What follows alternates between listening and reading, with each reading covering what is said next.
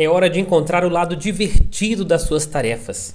Esta é uma dica para poder fechar essa série de vídeos. São 3 vídeos a respeito de procrastinação e como vencê-la. O que é a procrastinação?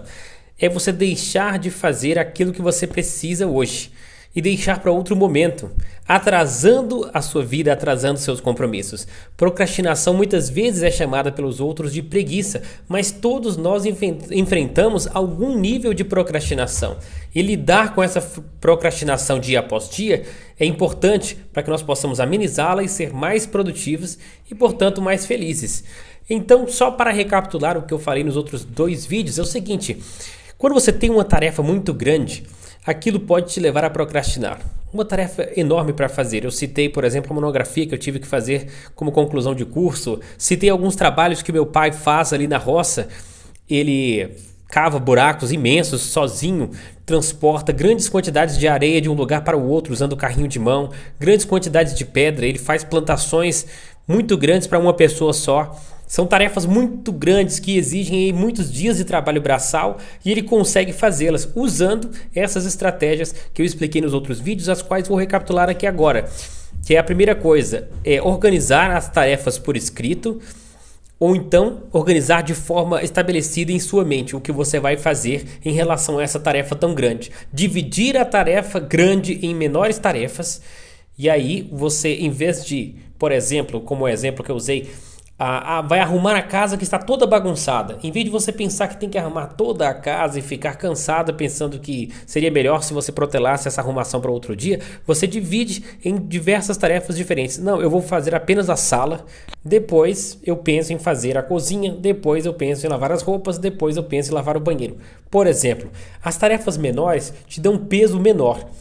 E outra dica que foi dita foi a seguinte: intercalar essas tarefas menores com atividades divertidas. Então, você estabelece para si mesma que você tem que arrumar a sala, mas depois tem uma tarefa que é uma tarefa divertida, que seria 20 minutos de mexer nas redes sociais. E você se obriga também a fazer essa tarefa divertida, porque essa é um prêmio por ter feito essa primeira parte da grande tarefa, que é arrumar a sala.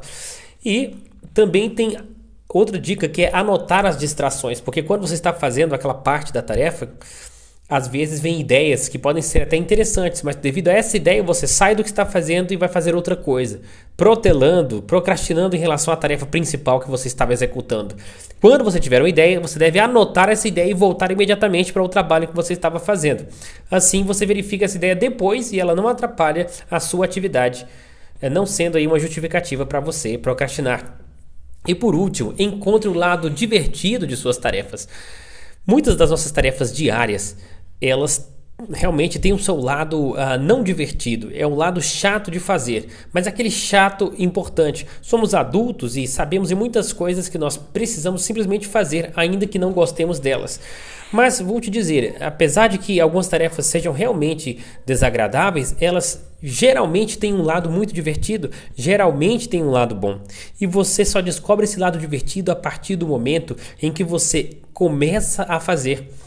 Você já se surpreendeu com algumas tarefas que você imaginava serem super chatas?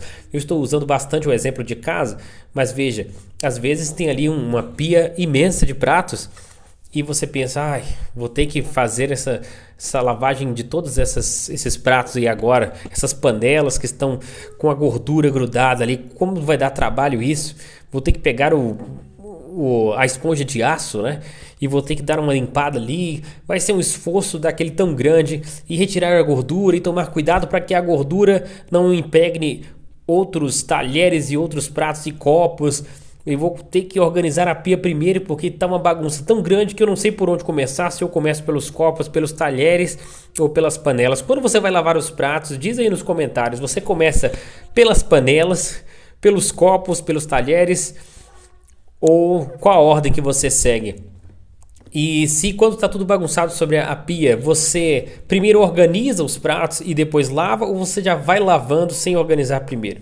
Eu gosto de organizar primeiro, então é um trabalho a mais, porque para mim está tudo embolado. Eu quero organizar as panelas num canto, os pratos em outro, retirar a sujeira, colocar no lixo, colocar os talheres em outro, os copos em outro, e aí minha mente fica clara para eu poder começar a lavagem, não é? Mas diante desse trabalho todo, Às vezes você não vê o lado positivo, o lado divertido disso. Parece chato quando você ainda não começou. E o remédio para isso é começar. Comece agora pelo primeiro prato. Comece agora pela primeira panela. Comece pelo mais fácil ou pelo mais difícil. Há quem goste de começar pelo mais difícil porque o mais difícil fica resolvido. E aí só resta o mais fácil. Há quem goste de começar pelo mais fácil, que por ser mais simples. E aí você já vai resolvendo logo um bocado e aí deixa o difícil para o final. Isso vai de pessoa para pessoa. Mas começar é essencial. Você precisa começar. A partir do momento em que você começa, você encontra diversão naquilo que parecia ser super chato, insuportável. Muitas atividades são assim. Você começa a descobrir que bonito que é ver essa panela que estava tão feia. Agora está começando a ficar tão bonita. Olha como está ficando areada. De um lado está bem suja e gordurenta, mas da parte em que eu limpei está ficando muito linda. Já pensou se essa beleza do lado direito da panela se transferir também para o lado esquerdo? Essa panela vai ficar um capricho e de repente a sua mente começa a trabalhar naquela tarefa e você começa a descobrir o quanto ela pode ser divertida. E você olha de repente aquela pia de pratos agora, metade é uma pilha de pratos limpos. Estão molhados, depois você vai secar, mas olha como estão bonitos, olha como está diferente do que estava antes. E usando esse exemplo, você pode perceber que aquilo que parecia chato, porque você começou e persistiu, agora está parecendo divertido. Então essa é a última dica dessa sequência de vídeos sobre procrastinação. Se você se identificou ou se você se lembra de alguma tarefa que pareceu muito chata e você quando começou mudou completamente de opinião porque tornou-se divertida, coloque aí nos comentários. Muito obrigado por sua atenção, muito obrigado por assistir esse vídeo. Siga a gente, curta esse vídeo e até o próximo vídeo.